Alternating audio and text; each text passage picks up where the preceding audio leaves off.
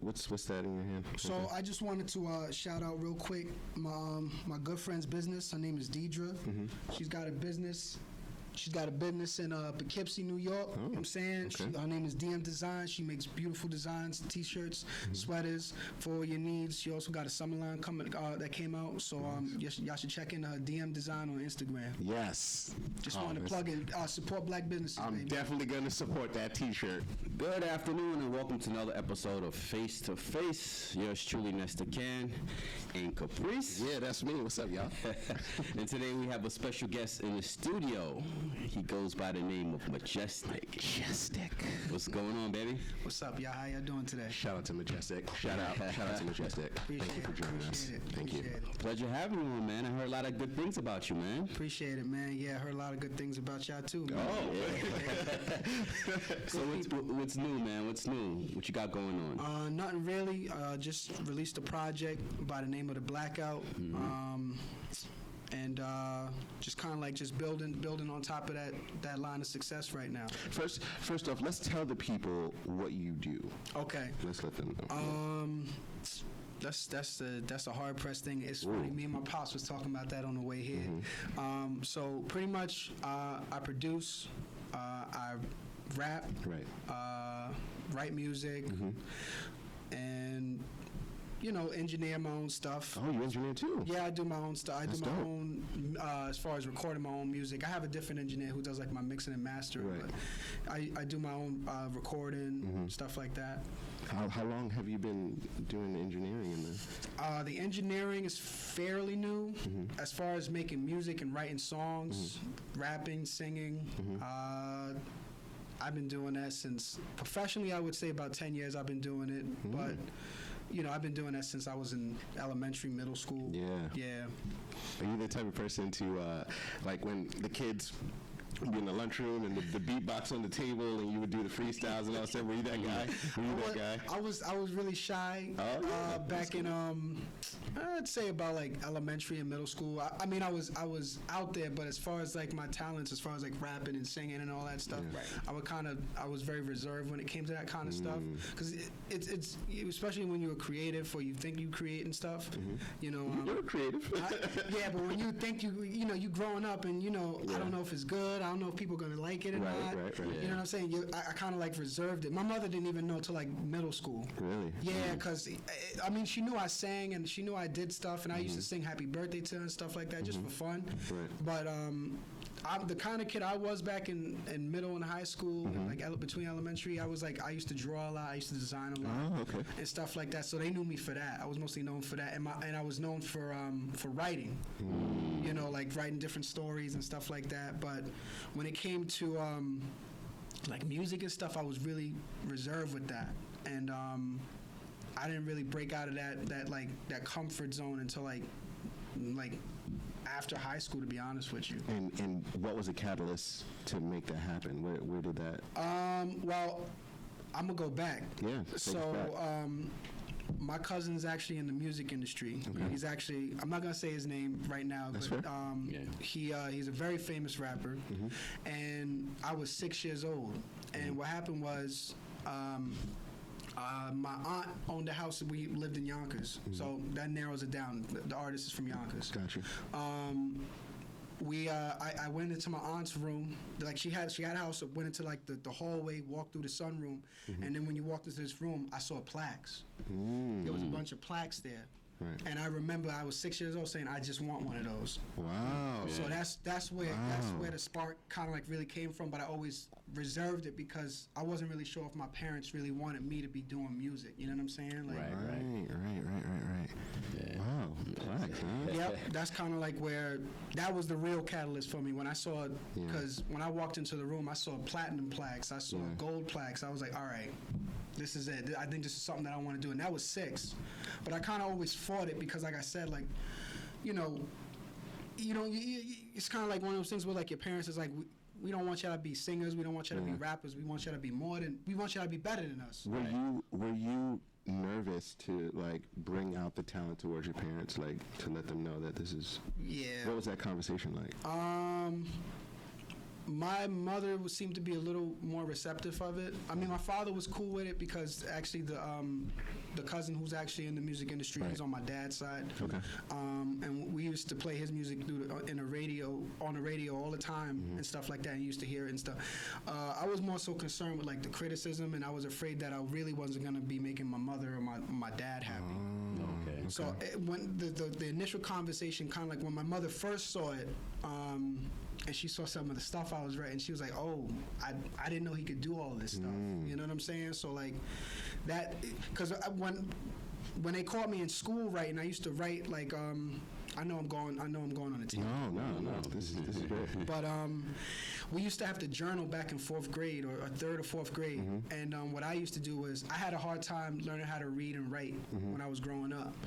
And what I used to do is the teacher used to, Mrs. Giambalvo was her name, and she used to give us subjects to journal on. So what I used to do was I would journal, and then we were supposed to go to the next subject. You know what I'm saying? Like whether it be math or science or whatever. Right. But me, what I kept doing is I showed a work that I wrote about the subject, and then once we were done with that, I didn't go to the next subject. I just kept writing About that subject? I would write, I'd Gotcha. write like little stories. I used to watch a lot of Dragon Ball Z and stuff Oh, like shout that. out to Dragon Ball Z. Yeah, so I used to make my own like little fan stuff, and I Right. got in trouble for that. Oh, so yeah. they called my mother to the school, and she came in, and the teacher was like, "He's not following instructions and whatnot." And they showed her the book. My mother was like, "I didn't know he could write like this." Yeah, so that when she saw that. So that's why I was known for my writing and my drawing, because I used to write like little comic strips and stuff like that back in elementary school, and I actually got an award for that. I got a merit award for that back in elementary school. But when it came to the music part of things, you know what I'm saying? Like she didn't know I was writing like that, but when she finally saw it, she was like, "Holy snap, he could do that too." So, the conversation, the initial conversation with my mom was different. My dad was like, "As long as you doing something." The way you could work and figure out and get paid or stuff like that. Right. But obviously we know as creatives that's difficult to get paid for your art. Very difficult, yeah. Did your cousin reach out to you to help you out? And, honestly, I do a lot of stuff on my own. I kind of like, it's one of those things where like I'll see you when I get there. Like Powerful. Yeah, like a lot of times we've had conversations where he said, "Oh, we need you. We'll get you in the studio one of these days or something like that. We'll work together." You know what I'm saying? But usually it's one of them things for me where it's like, if I see you with the same people, or if we're in the same room, or we just happen to bump into each other, like, "Hey, you seeing such and such?" Or, "Hey, you in here with Rick Ross or Diddy or something like that?" Or like, "Yeah, man, what's up?" Man? You know what I'm saying? So that's my kind of thing. Like subtlety to me is like one of the best, is one of the best things you could use, you know what I'm saying, in this kind of industry. I agree. Wow, you have such a good mind. Yeah, right. You seem like a really, like, the heart that you have is like, you don't hear people speak like you. I appreciate like that. nowadays, especially artists, they're more rah in your face, with the flashy and all that stuff. But Yeah. you have a humbleness to you, which is good. I appreciate that. I kind of get that from like a lot of people, like this gentleman here that you see. You know what I'm saying? My step pops. You know what I'm saying? Shout out. Yeah, man. So like Shout out that, to you. Like the knowledge of that, it's the importance of having a man in your life is extremely important. You know what I'm saying? So like, important. for me, like, you know what I'm saying? Like I feel like the flashiness and stuff like that, it's cool. You know what I'm saying? To indulge in that kind of stuff. Every once in a while. But to me, the way that translates to me is like, if you wearing your money not working for you. You know what I'm saying? So like, if bars. you know what I'm saying? I look at my phone, so I'm messed up right now. I would give you nothing but dings. He but normally has this thing when he I hit the bell when somebody says something crazy, but I can't. My phone is all messed up right now. To me, it's like, I mean, it's cool to indulge in those kind of things, but I feel like if my community's not where it needs to be right now, like there's a lot of stuff behind that. You know what I'm saying? Which is part of the reasons why I don't really like to put myself out there like that, like unless it's necessary. You know what I'm saying? Let the music speak. Let your art speak. And to me, I'm more so like one of those people where like I don't need to show you that. Like my uncle got this crazy line. He's also someone who taught me a lot. And Uncle Norman, you're gonna see this, so I know he gonna know what this is. He told me, he said, if I ever got a Ferrari, I would never drive it fast. And I said, why not? He said, because you don't need to know what it does, because you already know it. You don't need to see what it does, because you already know what it does. Very true. You know what I'm saying? So like that's kind of like where I get that mentality where like a lot of times let your art and everything else speak for you, or let the people who surround you speak for you, because they'll say something if you're doing something wrong or right. You know what I'm saying? Yeah. So like that, look for correction in that. I think the Bible even talks about stuff like that, where you let people around you say what they got to say. You don't got to say too much about it. Yeah. Wow. Oh yeah. So let's talk about this album, Blackout. Yeah, the Blackout. It's called the Blackout. Yeah. Is this your first album? No. I've been doing this since like my first real album dropped in like 2015 or 16, I think. Our Unfortunate Ugly Valentine. So Blackout is my latest album. That was released on Juneteenth. Nice. Yep. So that's actually a continuation from the last album, which was called Fade to Black. So we started as that was actually released on August 21st, and the reason why that was released on August 21st was because that was the day that Nat Turner rebelled against the slave owners, and he actually got a whole bunch of other slaves to rebel against their slave masters. Right. So the concept behind Fade to Black was like. It was talking about like us as a people going back to our roots, going back to who we are, figuring out what we are as a people, and establishing good habits and establishing good things like that surrounded our people, rather than like the ideology of like having flashy this, having flashy that. You know what I'm saying? Like doing, investing in creating family wealth and stuff like that. So Fade to Black was more of like I'd say like it was a light touch on it. And then Juneteenth was the release of the Blackout, and that one is more like a I'm colloquial on that. Like we're speaking straight up about that. Like no holding punches, no nothing about that. Like everything's coming out as we know it. You know what I'm saying? So whereas the Fade to Black was more of a communication based kind of like kind of concept album, Blackout was more of like the album where I'm like I'm just letting it out. And another thing I gotta say about Fade to Black was actually so the intro was actually a slave who actually was released from slavery, and he's talking about how like credit and money and how we spend money on things, and how to build up wealth and stuff like that. So he's an older gentleman. So at the end of the album, if you listen to it all the way through, at the end of the album, I will. Yeah. So at the end of the album, the guy's actually it's me talking. But then it fades into the same music loop and the same and to a voice talking at the end into the first track. So it's supposed to sound like I started as a young man telling my young kids, this is what you need to do to build wealth. You know what I'm saying? Like if you spend $200, save $50. If you don't have 5% of that in your account, you don't have the money to buy that. And then it goes into the older gentleman. So it sounds like I'm talking to them at a young age, and then it's transitioning to the older me talking to them. So now I'm passing it down to my kids, and it's meant to be a loop, like a generational wealth. Wow, very creative. How creative you can be with music. Yo, it's so dope. When people making the albums, like, you never know what's going through there. Yes, but that's the beauty of being a creative and being able to, like, control your art the way you want to control it. And because that was an idea you thought of, right? Yeah, like the whole idea behind that came from like the whole cycle of generation wealth. I have this line that I said, and this song is not out yet, but I said, you want the lifestyle of a millionaire with the mindset of 1,000 heir. You don't make it past the first heir. Oh my God! So it's like it's a way of saying, like, you know what I'm saying? Like you got to change your mindset. So and you have to channel it to where it benefits the people in your family and the people that surround you. You know what I'm saying? Like my thing is to make sure that everybody in the camp, anybody I work with, anybody I'm with, they're eating too. Yeah. So they don't get too hungry and start eating from my plate. Right. Yeah. You know what I'm saying? Because at some point, man, that stuff comes back. Of course. You know what I'm saying? So like you want to make sure everybody's fed and everybody's taken care of, and that extends to your family. Yeah. Especially with our community, we need more power and wealth in our own, you know what I'm saying? Definitely. That's why sometimes people have disputes with the record labels, because they're trying to be creative and do their thing, but the record label says, no, we want you to stay commercial. We're not trying to hear all that stuff. Right. Keep it simple. I don't think it's always a good thing to follow the masses. You know what I mean? Like we need voices like yours out there that are different and that are speaking the truth and that are trying to educate, especially within the black community and things of that nature. I think it's very important. I think you're doing a really good thing. I appreciate it. I came to this podcast not knowing much about you. Yeah. But I wanted to learn, and so far, like I'm hooked. I can't wait to like listen to all your stuff. Like Appreciate it. Cause wow. How many tracks is on the new album? Blackout is 10. 10. Okay. And the album before that is 9, and then the album before that is 8. Is it done purposely? Yeah. Creative. 8, 9, 10. Yeah. 8, 9, 10. Yeah. And what song stands out the most? I mean, all songs. On which one? The recent one, Blackout. Blackout? Yeah. It's funny. I actually get a lot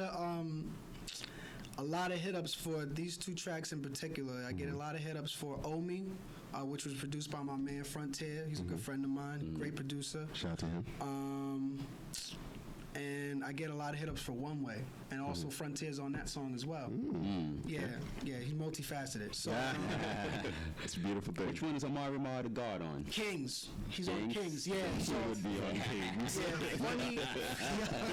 Funny thing about that song was, so Frontier knows him. Okay. I think Omari clicked on something on my page or something like that. It was at the time I was promoting a song from the Fade to Black album. Yeah. And Omari ended up hitting me up. He said he likes the music and likes what I'm talking about in the songs and stuff like that. And I said, yeah, cool, no doubt. So then I saw y'all's interview with him, and then from there we kind of like just started connecting and stuff like that.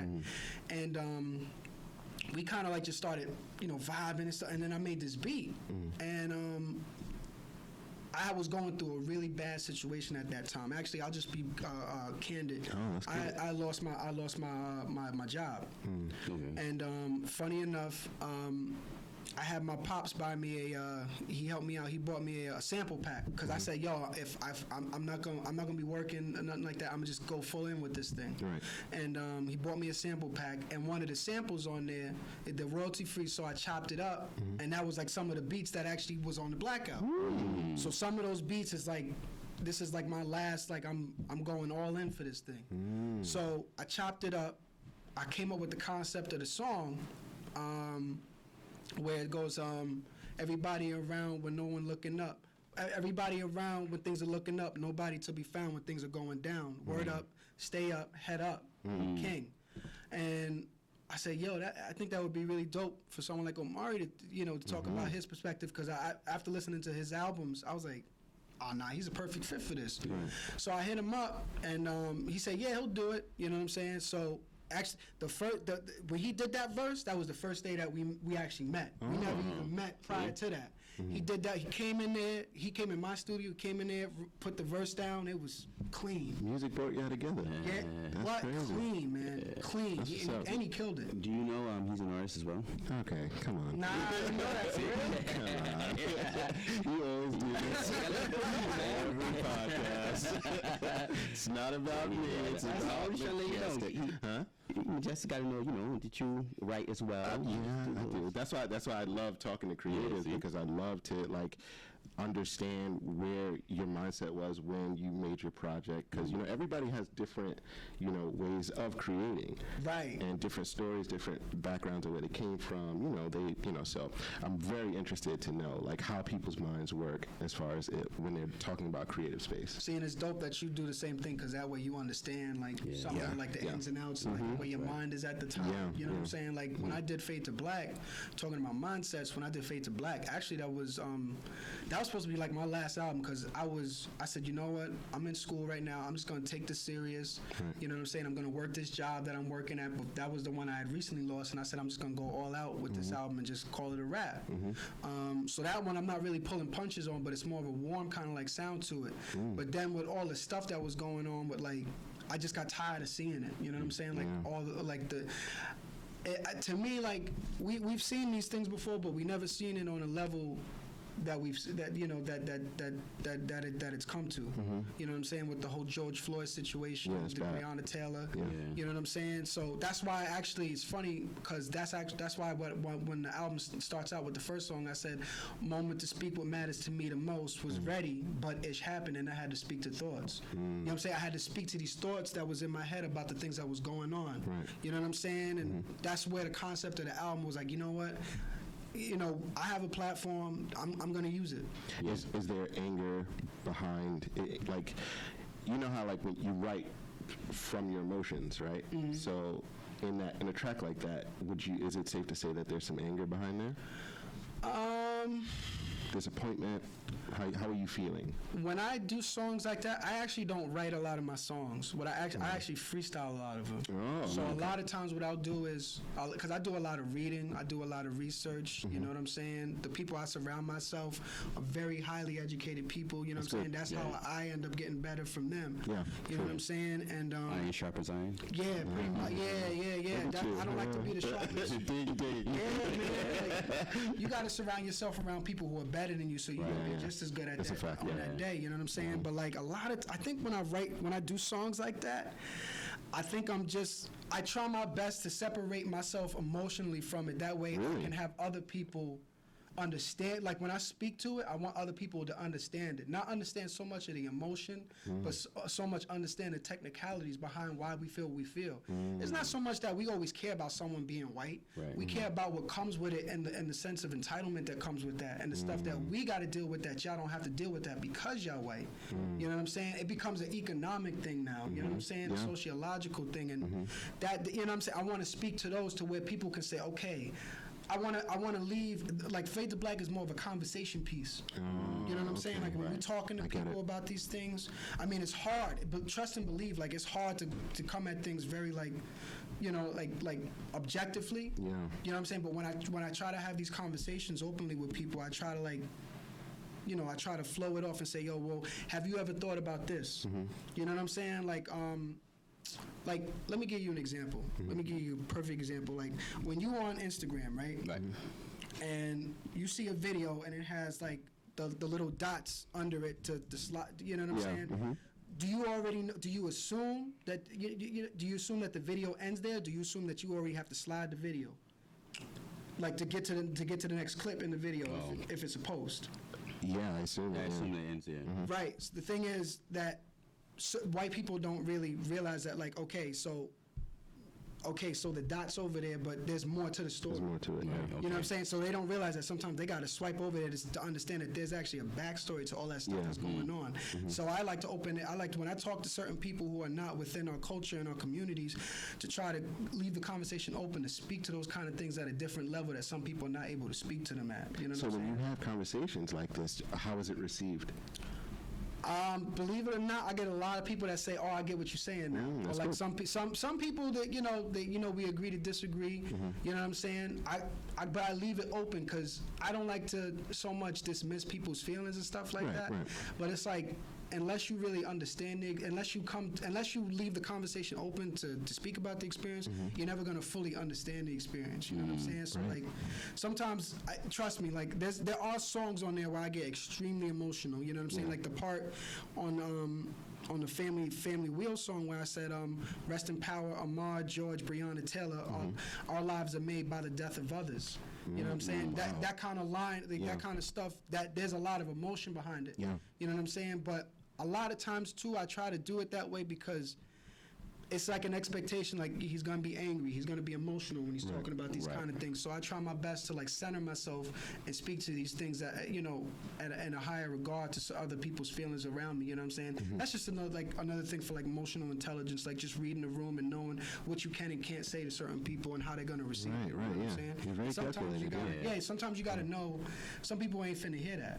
Some people just don't want to hear it. Yeah. You know what I'm saying? So there's power in subtlety. So maybe you could show them or tell them something that maybe, I kind of get what you're saying, or, you know what I'm saying? Because once you come to their level and understand some stuff sometimes, then they start to understand, okay, I kind of understand the differences and the ties between some of these situations. Right. Yeah. I feel like you can get a lot more information through that way with the subtlety. That's good. Yeah. It's really good. You mentioned something about writing. You don't write your own music? Nah, a lot of times I used to write, you know what I'm saying? But when I say I don't write my own, I freestyle a lot of stuff. So like I don't usually write because it slows me down. So you don't write it down in Nah, I don't. So you're like a Biggie. I like to think so. So difficult to artists do do that. that. That seems like it's hard. I hear that all the time, like when artists are capable of doing that. Wow. It baffles me because my brother's capable of it. I can't do that. I can't do that. Like, to think, because it's a muscle memory. Like your brain has to be on a level where you're used to like coming up with words or phrases and making it all, you know, cohesive and make sense at that moment.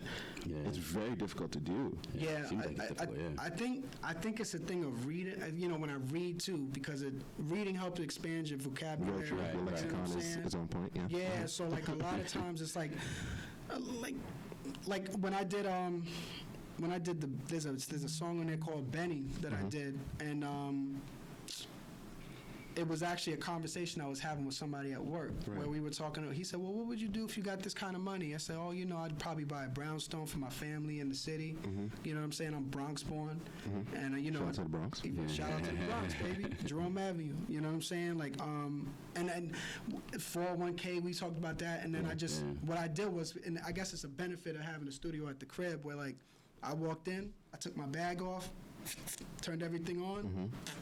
Whatever came out is what just came like out. Just like that? Yeah, because it was a conversation piece, so that's kind of like where some of the stuff kind of like flows, or sometimes like there's another song I did too like that. Like mostly it's like in the moment kind of like stuff. Where like I did the song More or Less and whatnot. There was a song I did called a Night in the Mind of Mine album. And ABC's titles, right? It's listening to me make you want to own the album. So it was funny. So it was funny. My pops over here. It was a situation with a girl actually. Oh. And he was like, yo, you doing? It was me and a group of friends. Like, yo, you doing too much, man. So I went to the crib. It was like 2, 3 in the morning. I drove back and I made the beat. It was like 3 in the morning, and I rapped it. You know what I'm saying? And it was all about what we were talking about. So sometimes it's mostly like a conversation piece or something that I read. You know what I'm saying? Like sometimes conversations with my pops, sometimes conversations with like my parents or something like that. That's where some of the stuff genuinely comes from. And it just immediately hits you. And sometimes it does. Sometimes like what I gotta do is like I gotta like leave, come back. Some songs I could just do in a tape. You know what I'm saying? But sometimes I gotta think about it, and I was like, okay, I got something for that, and I'll come back to it. That's so impressive. Or sometimes the beat will run in my head for like a day. I was gonna ask you, can you hear a beat and just start going with it? Sometimes, like somebody will send me a beat. If I made the beat will play in my head. Yeah. And if I'm working or if I'm typing or doing something, and it's like, oh, that's a good line, and I'll go say it, and then from that line I can kind of build off that. So that's where a lot of it comes from. That seems like it's hard. It's so difficult to do. It's not easy. I used to, but the thing about writing was writing for me, like I couldn't do this.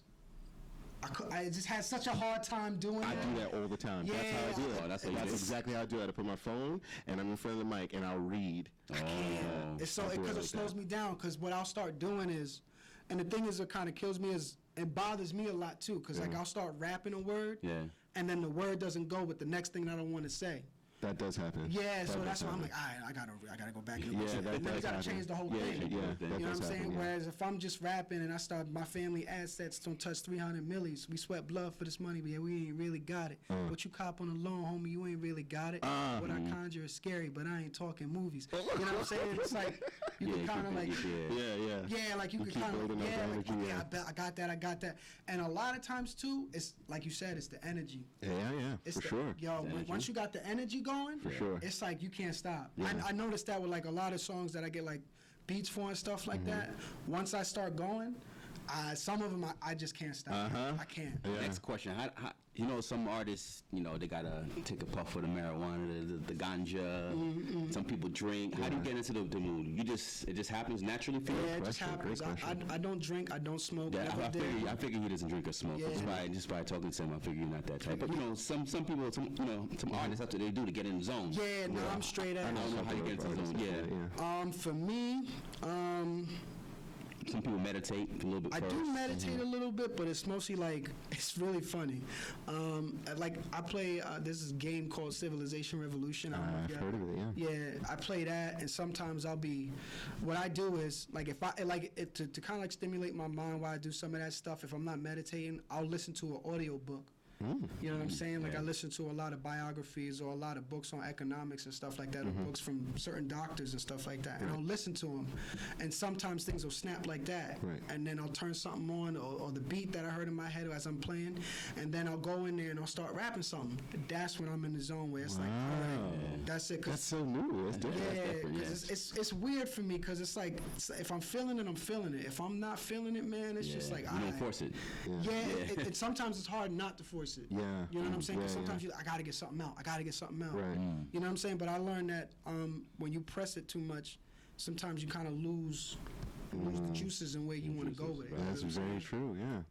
Wow. Your beats, and who makes your beats? You just I do. You make your own beats. I make a lot of my beats. I make a lot of my own beats.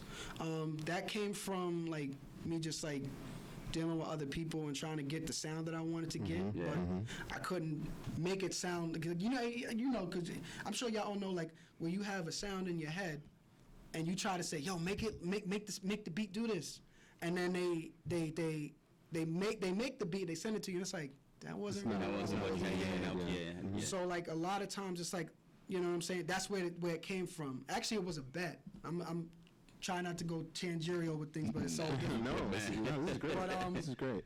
So funny enough, I used to work at Whole Foods Market in Yonkers, and my man's Whispers, he's actually a producer. Cool name, bro. Yeah, he's a very soft-spoken. Oh, okay. So he made a bet with me. He said, "Yo," because I had a job interview with MTA. Okay. And he said, "Yo, listen." Because I used to go around Whole Foods rapping to certain people, just playing around. I still am a huge fan of Kanye West. Nice. You know what I'm saying? I say that. And he came up to me and said, "Yo, if you don't get that job with MTA," he said, "you got to go buy a laptop and make beats." I said, "All right, bro, but I'm gonna get that job." Sure enough, I went in there. I messed up the interview because they said, "Do you have a vehicle to take you to where you need to get to?" I said, "I have family that'll take me there." That was the worst thing I could have said. Let me tell you something, man. $18 an hour at that time, man. I was a kid at that time, but I was like, "Dag, man." So I went back to Whole Foods. I said, "Yo, I got the laptop." So it was really him that kind of like made me kind of like start really producing and stuff like that. And then I would reach out to other people, and they just wasn't really hitting it the way that I needed to be hit. So that's where I started with that. And then along my journey, some people liked my stuff, and they were like, "Hey, you know, can we work together on things?" That's where I ended up meeting, because actually Whole Foods is where I met my he's a producer, rapper, and engineer, Archer the Wizard. He mixes my stuff. So everybody's at Whole Foods. So you find a ton of creatives there. And good prices. Yep. So I ended up, he ended up producing, he actually produced one of the tracks that's on Blackout. Nice. So he masters, his mixing is nuts. Nice. But he became in the circle, and then I started messing with Frontier. I met him through a session. Biggs I actually met through my man's. He was actually on an interview, and I said, "Yo, put me on the homie." You know what I'm saying? Like, let me know what's up with him. So we ended up, me and Biggs. Now it's been like a year or whatnot, and we just ended up jazzing it up, talking and whatnot. So he sent me a couple of beats, and one of the beats so happened to say, "Yo, I like that one." Nah. He was actually on live. Right. He was on IG live. Right. And I was following. I said, "Yo, send me that beat." Right. I paid him for the beat or whatever it was. I rapped on it. Archer the Wizard rapped on it, and that's Family Discussion on Fade to Black. Okay. Yeah. So that's where some of the some of the circle or some of those people came from. And I gotta shout out one more kid on here. I was actually with my pops. We was exercising, and I met this kid named Isai and whatnot, and he goes by the name of Kumar, and he said, "Yo, I got a producer for you. This guy is sick, man. He crazy like you." I said, "I bet." So we ended up talking and whatever it was, and it was this kid, Davon, young kid, and he came over to my studio. We started making beats, and he said, "Yo, let me show you some of my stuff." I said, "Give me that one. Give me that one." So he was feeling it instantly. Yeah. So that's another kid, man, young kid, man, but he's also a part of the circle and a part of the group. That's what's up, man. That produced some of the stuff, man. Wow. That's so You mentioned Kanye West, and I was gonna say, I said, wait a minute, the way you were talking, I was like, you have Blackout, College Dropout. I'm like, Oh, there's a correlation there. And then that album, that's when he was talking like what he's talking about, in terms of, The social, all that stuff. So I was gonna ask you, you like Kanye? Look, I love Kanye. I'm not gonna hold you. Some of his ideologies is askew. You know what I'm saying? They differentiate from some people. Yeah. But the one thing I can't take away from him is his art and the way he influenced me. So I was going through like a really, really, really rough time. I heard Kanye way before. You know what I'm saying? Way before I was going through that time. Right. But it just never hit me. So the song that really kind of inspired me was a song named Power. Oh, Power's great. Yeah. So like from that, I went from that song and I bought all his albums, all of them. I didn't even like 808 Heartbreak, and I just bought it. You know what I'm saying? That's a good album. I like that one. Yeah, so I bought it, but that's actually where the idea of the Our Unfortunate Ugly Valentine comes from. My Beautiful Dark Twisted Fantasy. That's my favorite album. That's my favorite album. It's my favorite album that he did. Yep. Yeah. So that's kind of like where some of that influence kind of like comes from. A lot of people, when I first started out, which y'all never hear my first song I ever recorded. Yeah. I showed it to my pops. I say, yo, why you ain't tell me it was bad? He goes, I didn't want to crush your dream, man. Yeah. You talked about that one time. Do you remember your first song? Their first track. Because when you hear it now, because you reach a level where it's like you understand your sound, you know what you want, how you want to sound, but your first track it's cringy. Yeah. It's so cringy. It's bad. A lot of people said I sounded like Ye. A lot of people, even to this day, they hear like little Ye influences and stuff like that. So those tracks, y'all probably never hear that. Yeah. That's fair. You may hear mine every once in a while, but Do you play any instruments? piano, guitar, a little bit of guitar, Nice. bass. Nice. And I mostly use the drum machine for my drums. I can't have drums where I'm at because it'd be way too loud. Oh, okay. Yeah. And performing, have you performed at any shows, any acting gigs like that? I've never opened up for people, but I usually hold my own shows. Oh, wow. Yeah, so a lot of times I'll try to ask around where I'm at, and I'll see if I could rent out a venue and see if I get like help from a sponsor, stuff like that. Nice. And they'll rent it out. I'll get like either a band or I'll get like a DJ, and that's how. And I sell the tickets that way. You know what I'm saying? I try my best to kind of like cut certain middlemen out because it's just like. Then I feel like, especially for what I'm talking about, I believe a lot of times it's hard to get people to come out for that kind of stuff. Yeah. So that's why like my fan base is very niche. So that's why I try to like fit it in with the people that I think or believe they like that stuff. So Yeah. A little later before we leave, of course, we gotta tell people how to find you and all that stuff. Of course, yeah. But before, how do you market and promote your music? SoundCloud. I know what's it's on Bandcamp. You on Bandcamp as well? Oh yeah. I am on Bandcamp, but I don't use it like that. Spotify. Spotify, Apple. Okay, you're in the big boys. If you Title, do you? yeah. Title don't get no love. Yeah, why? I don't know. I think you know what it is about Tidal. I think That's why Jay-Z was thinking about selling it. well, didn't he sell it already? You're supposed to sell it to the guy. What's The guy on Twitter, right? I don't know, Twitter but I guy, hope yeah. not. I love Title. I don't know. I think it's like Twitter. Dorsey or something like that. I don't want to. Dorsey. I don't want to say it and it's wrong or whatever it is. But I don't know. I think the thing about Tidal Twitter is and PayPal. The guy who owns Twitter and PayPal. Yeah.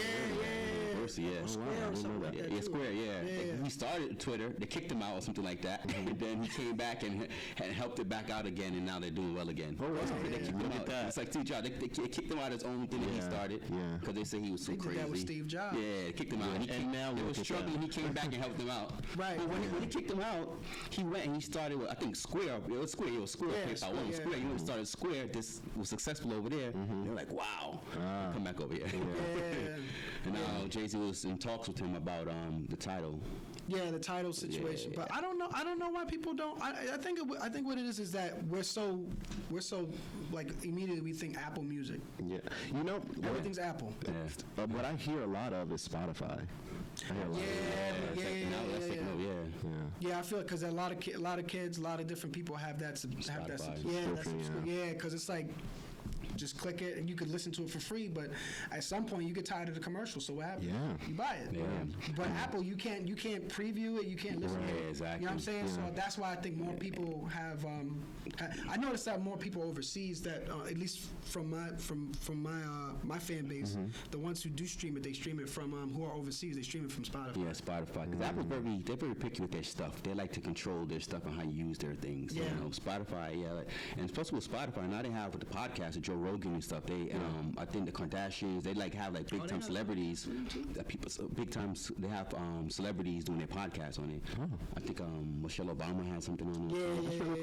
Yeah. They say Spotify's for the creatives too, right? That's what they say. So you know, Spotify. I am, and it's actually easier to customize your. Oh, there we go. Yeah, it's much easier. That I do like Spotify because I can put the pictures up there, customize stuff, put my own bio. You know what I'm saying? So that is the one takeaway from that I really do like, and I also like Apple because I'm a very hands-on person. So like Apple, you can even write your own. You can put your own picture. You can like have your stats and stuff lined up for you. That's part of the reasons why I like Apple. Okay. Like Apple. They give you the analytics. Is that okay. I need that. Yeah, because like it kind of gives me an idea of like what kind of art to use, and you know, not to say that they dictate what I do, but it's like it's good to have an idea of like, okay, who am I aiming at? You know, sometimes you may be aiming at a certain group that you don't even think about. Very true. Yeah, it's very true. Well, SoundCloud don't get any love. What's going on? Oh no, SoundCloud, we suck over here. I used to use it. I just don't use it anymore because I wasn't getting that much love over there. I'm representing the brand SoundCloud. You had to upgrade, huh? I wasn't getting that much people over there. Yeah, true. You have a fan now. Just so you know. I appreciate that. Definitely a fan. Maybe I'm smelling a collab. I want to collab with everybody. I really do. I am so just really fascinated with what you've said here today. I appreciate it. And I cannot wait to sit down and really put my lights on and really listen to your music. Appreciate that. I cannot wait. I really want to hear what you have to say because I like what you're saying now. Yeah. I appreciate it. Really Before he started talking about the album, just seeing his whole mindset, I'm like, oh, okay, I got this. And I got to listen to the old music, the old albums. I want to see the growth too. I want to see the growth. I want to see where you came from. I want to see what was on your mind at that time. I want to see what the conversation was. So I will. So what was the first project you said? First one is, I'll give you a list of them. First one is Our Unfortunate Ugly Valentine. Okay. The one after that is the Silicone mixtapes. I did that in college. Silicone mixtapes. I love it. Yeah, of course. Yeah, so I did that one. A couple of things. Night in the Mind of Mine. Yeah. That mostly is hard. Yeah. No. That's mostly about. That's a 3-year span of my life, just in general. Oh. That was actually the first album where I just freestyled the stuff, where I didn't write the stuff. That's where that stuff. Oh, that's where you first. Okay. Yeah. Fun. All right. So I again, funny enough, it started off as the album was called Late to the Opera, like late registration and stuff like that. Yeah. But what happened was, because I said I'm gonna make this. Because my first album is very it has a lot of earthy and very, because I like strings a lot. Yeah, y'all strings are beautiful. I love strings. And I kind of transitioned in the middle of it, and I started writing this opera kind of song. This is it orchestral? Yeah, so I started doing some of that, and funny enough, my step-pops walked in on me while I was making it. Wow. He walked into my crib while I was making it, and I told him, I said, yo, I'm gonna get an opera singer on this. Oh. He's like, yo, It's his idea. Yeah, so I did the beat or whatever it is. I started doing the song, whatever, thinking of the lyrics and whatnot. And that song is mostly about from where I was then to where I was way back then. So it's a whole span of my life. I have this line in there that says, I was sick, so I made a diss. I can't remember how it goes. I was sick, so I vented. So it's not a diss track. This is a sick track. The earworm is born now that it's airborne. Admit that I was wrong and I was trying to be king, but I was really playing pawn. The power brought me humility. Was a tragedy when my friend said I was comedy. I thought I had it all, but that was still an anomaly. Come on. Yeah. So that whole song is talking about instead of loyalty, they show me whatever not to be. I got to know me and now treat me like royalty. I've been homeless twice before, and I can tell you it gets cold. Instead of going south, I just kept my north face. 0 below weather. I was right on track. Yeah. All right. Yeah. All right. Podcast done. Yeah. So it's that. So I did that, and then I ended up getting an opera singer. Yeah. Wow. Yeah, I ended up getting them, and we actually recorded at the same studio where Kendrick and Kanye did all the rights. Kendrick did swimming pools. Right. So she did her part. I'm thinking her part's gonna take 20 minutes, 30 minutes, and whatnot. She did her part, wrote her part, and whatnot.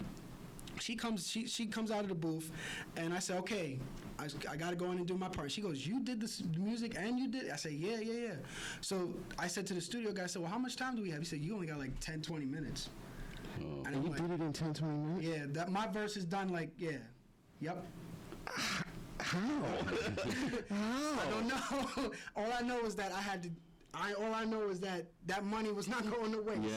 Because I already had taken care of the opera singer, and then I had to go in and do my part. And there was one part. His name was Jordan, the engineer there. I started stumbling on one part, and he said, "What do you want to do? I said, keep it going. And I just that's why at the end of it, you hear me fumbling at the end of the song a little bit. Yeah. You know what I'm works. saying? It ended up What's really the name of the track? Diamonds of the Opera. Okay, I just remember the opera. Yeah. And where do you come up with these like names? Do you just pull them from heaven and they just like land? Like how do you do? Diamonds of the what? Diamonds of the I don't paint such a beautiful picture with your the titles How does alone. diamond and operas go together, right? I don't even know how that is. Yeah, I don't even. I gotta set my game up. I don't know. Hey, I don't know. those catchy titles make you want to be like, I wonder what's on this song, you know? Right. Yeah, something. Sometimes the title's kind of like because I actually had trouble with the naming. Like at first, I was like, okay, I'm gonna name it Diamonds of the Opera, but I don't say diamond. All I say is, you know what I'm saying? Like the hook is actually what a diamond goes through. I've been through all the fire, but ain't burnt on the pain. I've been through all the pressure, but ain't cracking the frame. I've been through it all, but now that I'm polished, refined, I shine like a diamond.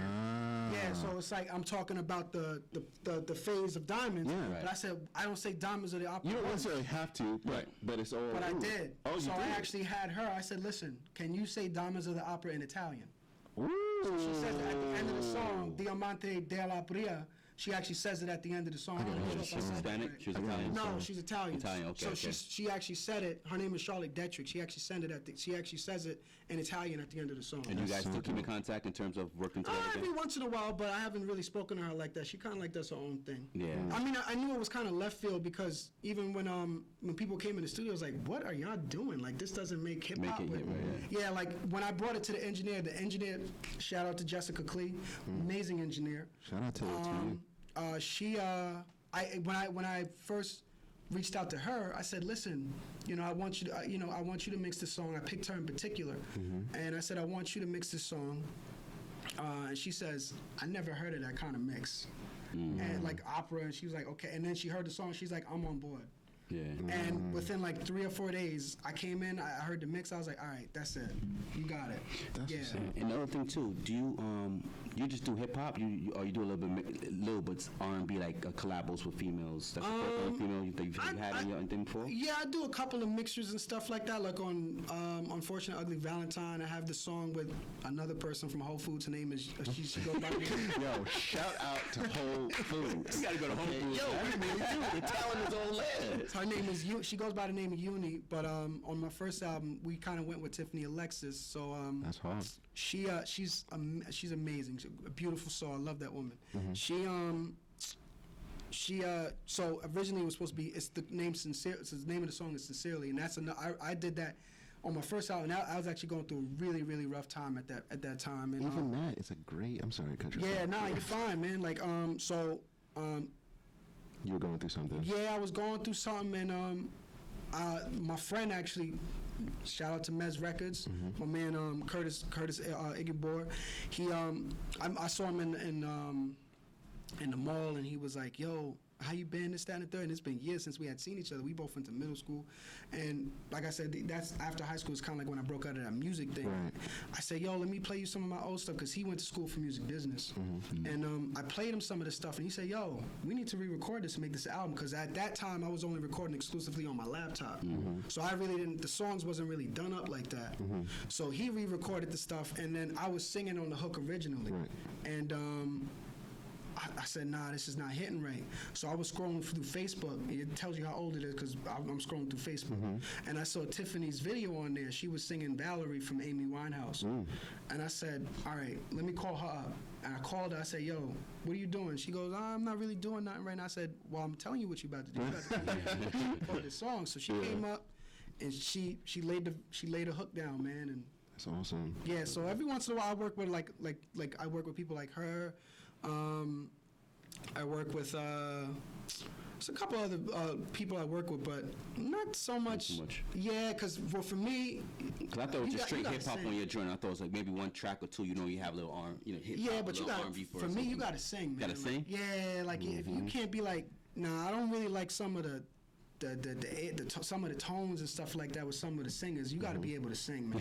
I get it. I get it. Yeah. And what do you, if someone's just like me and Caprice starting to listen to your work, you advise us to listen to your old stuff, going to the new, so we, like you said, to hear your growth, or just you can pick and choose. I mean, with the way that some of that stuff works, it's all very, subjective. So like if you wanted to, you could. I also what I did was for people who who don't have the time to do that, I did make an album called Celebration of a Decade.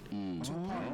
Yeah, so it's a 2-part album, and it has all my best works from the first album. That's very nice. Oh, yeah, that's it. Look how convenient that you're convenient, thoughtful, down to earth. You pull names, rubies in the snow, and diamonds in the opera, and all of this thing. Like, it's just amazing. Double disc. Amazing. Yeah. Amazing. What's up? The greatest hits, man. Yeah, so I wanted to do that for that was to close out the decade for we in 2000, now we was heading into 2021, so I said, let me close it out, give y'all this, because I felt like a lot of the past works, because a lot of people really started tuning in and Fade to Black.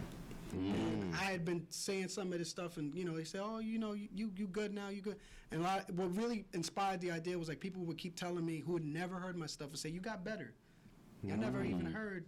So that's where kind of like that idea came from. It all like remastered and stuff like that. So if y'all want to check out that, y'all can check that out. But if y'all want to listen to like starting from that point on, it's a journey. Y'all check it all out. Just check it all out. There's no way I'm not gonna check all of it out. So before we wrap it up, we gotta let people know how to get in contact with you. Oh, word. Social media, websites, whatever, man. Word. It's your time. You could find me on IG. Even on Fanbase, Black owned, by the way. Fanbase, it's all the same. So it's MJESTY.INC. You can find me on all streaming platforms. It's Matthew MJT Hardy. So that's Mike, Juliet, Tango, MJT Hardy. And I only do that, like I said, because every time they look it up, they find Matt Hardy to write. Right. But yeah, I mean, you can find me on Twitter as well. I'm on Facebook as well. I have a fan page on there. Feel free to, hit me up. I'm here, man. Yeah. So dope. So dope. Man, it's a pleasure, man. You are a breath of fresh air, seriously. Like it's really good to like sit down with a genuine artist. Like there's something about you, man. Like I appreciate that. You got something. You got something, and I feel the energy. I respect it. I really do. I really appreciate that. We got more coming. You know what I'm saying? Like check out BLACKOUT. You know what I'm saying? Absolutely. Definitely. I'm just gonna let y'all know. Check out BLACKOUT. That pretty much is like sums up pretty much my view on certain things. But we also have another album coming out fairly soon. Myself, Biggs, I gotta get Frontier, I gotta get Archer the Wizard on there, and we're just kind of like building up some of that right now. We said a lot of people were telling me that how did like BLACKOUT's like my best work. Like a lot of people telling me that's the top one. But I'm telling them right now that what I'm saying. Like the next one's we're gonna try to make that hit. It's only getting better. Yeah, we're gonna try to make that one. It's all about that growth. That's so. I love it. All right, my brother. Pleasure having you. Always, baby. Appreciate you. All right, man. Majestic, you are something else, my friend. Something else, man. Appreciate you, man. This wraps up another episode of Face to Face. Yours truly, Mr. Can and Caprice. We out here. Later. Peace, baby.